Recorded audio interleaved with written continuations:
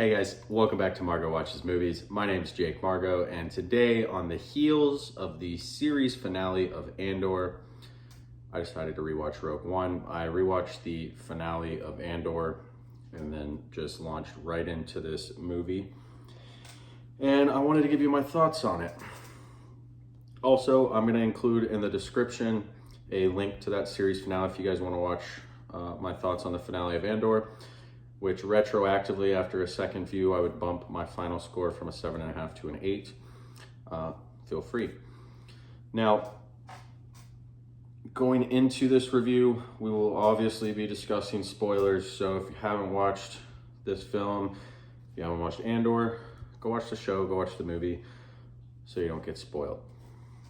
Now, jumping into the movie, which stars Felicity Jones as Jyn Erso, Diego Luna as Cassian Andor, Forrest Whitaker as Saw Gerrera, Riz Ahmed as the Imperial pilot who defects to the side of the Alliance. You have Alan Ruddick playing KS-30. You have, Ben Mendelsohn playing Director Krennic, which he then reprises his role in Andor, and you have Mads Mikkelsen playing the father of Jyn Erso, Galen Erso, the architect and engineer of the Death Star. So right away, what was immediately apparent to me was, obviously, when you have a show as well done and well crafted and well written as Andor, it's tying directly into another source. It obviously has strengthened the movie and made it better. Now, without Andor, when I first saw Rogue One, I would have immediately placed it in my top 4 Star Wars movies, along with Empire, Return of the Jedi, and Revenge of the Sith. I do think I might even catapult this film into the top 3, possibly taking out Return of the Jedi. But what is so strengthened is Tony Gilroy, who is also one of the co-writers of this film, who wrote and showrunned Andor, did such a good job of taking little bits and pieces of this film and tying it into Andor, so you have so much more impact in certain scenes. I think the big theme of this film, Rogue One, which is very much a war film within the Star Wars universe. It puts the wars in Star Wars emphatically. The whole third act is basically a massive battle that is, I would say, the official kickoff of this war between the Empire and the Alliance, going from a Cold War filled with espionage to actual boots on ground combat. And within a war, and when you're an alliance fighting against an enemy, an authoritarian regime with so much control, so many resources, so many weapons, such a vast, ever-expanding reach, there's one way to win, which is understanding that you are serving a purpose greater than you, the individual. In this movie, and Andor, what they do such a good job of is showing so many people who sacrifice themselves for something greater that serves as a stepping stone. In football terms, you could say, from the first season of Andor to the second to this, you have people dying, giving everything they have and laying their life on the line to move the ball up 1 yard down the field towards the end zone of defeating the Empire. You have people who may have died not knowing they ever even contributed anything. What really comes to mind after watching this film, when you have,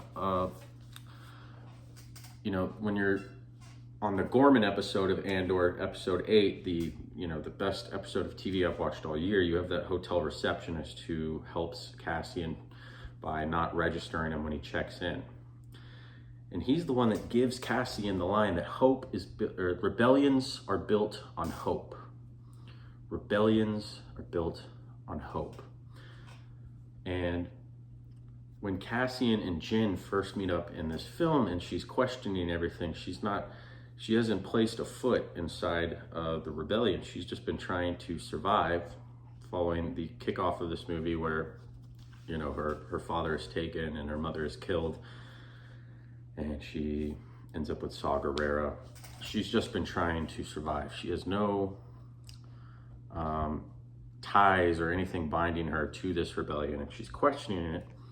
And from something so small, from this seemingly meaningless hotel clerk, Cassian tells her rebellions are built on hope. And then at the halfway, you know, into the second act of this film, when you have a meeting between the Jedi, between the Alliance, like Council, and Jyn and Cassian, and they're trying to convince these senators and other members of the party that this Death Star, this planet-killing mammoth weapon, is real. People are fighting back. She uses the line, rebellions are built on hope. And it inspires a whole swath of people to join this Rogue One crew to going to Jeddah and recovering the plans for the Death Star. And there's so many little touches like this leading from Andor to this film that are just brilliant. And the thing that shouldn't be super surprising, but I was still surprised by it, was the emotions in this film, the sacrifices when they happen, the deaths when they happen, and they happen a lot in the third act. Even Saw's death in the first act, there's so much more gravitas to it when you've seen the steps that lead up to where we are now. And as this movie leads directly into the very first Star Wars, now A New Hope, and Andor leads directly into this movie because it basically picks up right after the finale of Andor, which is really cool. But it's just, you see through the span of time, every little choice made, pushing that football another yard up the field. And it's what allows the Allies to defeat the Empire in both A New Hope and then Return of the Jedi. There's hope there. And there's people who have realized they're just a cog in a much bigger machine, and they are willing to do their part, and you have so much teamwork coming together. And the third act is a true testament to this. I forgot how good the Battle of Scarif is, but there's so many where you have like 20 guys in the Rebel Alliance dying just so we can connect a radio transponder to a ship, just so they can relay a message up out and past this planetary shield in Scarif to an Alliance cruise battleship out in space, saying we need you to take the shield down so we can transmit the plans for the Death Star. A switch needing to be flipped, and Tony Jaa, the wonderful mixed martial arts actor who plays like a blind monk in this film, who believes in the Force, bravely venturing out into crossfire, numbers surrounded, and flipping that switch. There's so many moments like this that hit so much more powerfully. And then the film has to introduce new characters too, because if you're coming off of Andor and you're used to, and you see all these characters throughout the film that you just spent 2 seasons of television with, nearly 20 hours of runtime with, and they have to introduce Jyn Erso.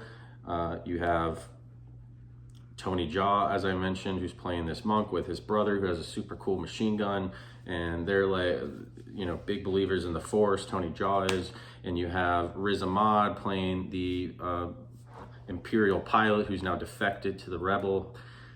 You have Galen Erso played by Mads Mikkelsen, and there's just, this is a really well-written movie. And I'll say also from the technical side, Gareth Edwards as a director is somebody, and it's evident in 2014 Godzilla, it's even evident in his 2009 film Monsters, which probably led to him getting Godzilla in this movie. He understands when he's framing a shot how to create scope and, the way he shows you the vastness of these ships and of the Death Star. There's such a cool shot in the first act where you see this Imperial battleship. You just see the tip of it in a shadow, and then you see this small little TIE fighter fly by. And out of the shadow comes this huge, looming battleship, right? And it keeps coming out of shadows. And then the camera pans out, and behind it, you see the Death Star, and it dwarfs this ship that just looks so large. And he's just so good at utilizing and framing that to show the vastness of this world and of this galaxy far, far away. And all in all, this movie for me was much more enjoyable on the heels of Andor. And I think in some ways, Andor was strengthened just from watching this show. And there's a little bit of catering here that I think the small amount that distinguishes Andor from this film is Andor was very much 100% made with adult Star Wars audiences in mind. And while this is definitely one of the more darker Star Wars films, there's still a little bit of catering to kids. It still allows times for funny moments. And K2SO is probably if I said K3SO earlier in the review, I don't know if I said that, I apologize. But K2SO, played by Alan Ruddick, is one of the scene stealers in this film. He has most of the laughs come from him. But this movie was very much improved. I'd give it, and this is just in the scope of all films, by the way. And when I gave Andor a 9 out of 10 as an entire series, just to give you guys an example, a 10 out of 10 TV show for me would be The Wire, Band of Brothers, Breaking Bad, The Sopranos. I gave Andor a 9 out of 10. I'm gonna give Rogue One an 8 out of 10.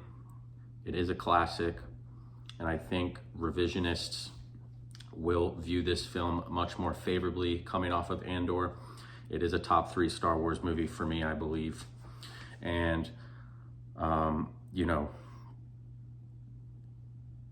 also like the final shot of Andor where we see that Andor has a child, like the whole sacrifice at the end where he's on the beach hugging Jen, it got me emotional. And I think there's plenty of emotions in this movie coming off of Andor, and it's just really well done. And I'm curious to know what you guys thought. Do you think that Andor made this film better for you? Were there more emotions? Let me know what you guys think. Where would you rank Rogue One in the pantheon of Star Wars films? I'm still hooked into the Star Wars world. There's not a lot of good stuff, so I'm going to be playing Jedi Survivor, the Respawn game starring Cal Kestis, the redhead guy from Shameless. I'm going to be playing that for the rest of the night. But I'd love to know your guys' thoughts. Give me a like. Give me a subscribe if you like the review. But that's all for today. This is Margo Watches Movies. My name's Jake Margo. This is Rogue One, a Star Wars story. Thank you guys, and have a great night.